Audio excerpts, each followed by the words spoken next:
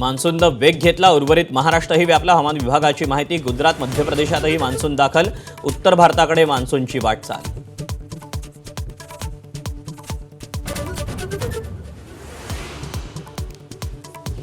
अलिबाग तालुक्यातील देहेन गावाजवळ बंधाऱ्याला मोठं भगदाड. बंधारा वाहून गेल्यानं गावाशी संपर्क तुटला. तर छत्रपती संभाजीनगरच्या सोयगाव तालुक्यातील जरंडी परिसरात ढगफुटी सदृश पाऊस.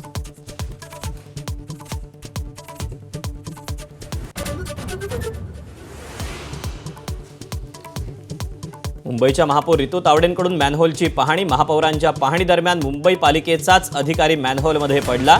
माटुंग्यातली घटना.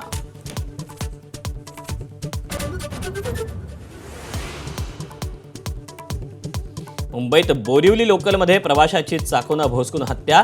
पावसाचं पाणी आत येत असल्यानं दरवाजा बंद करण्यावरून वाद. आरोपी रोशन सुवर्णाला कुर्ल्यातून अटक.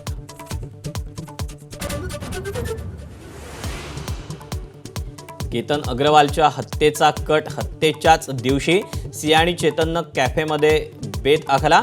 केतन अग्रवाल हत्येच्या एफआयआर कॉपीतून धक्कादायक माहिती समोर. सियानं हत्या कशी करावी याबाबत गुगलवर शोधाशोध केली होती.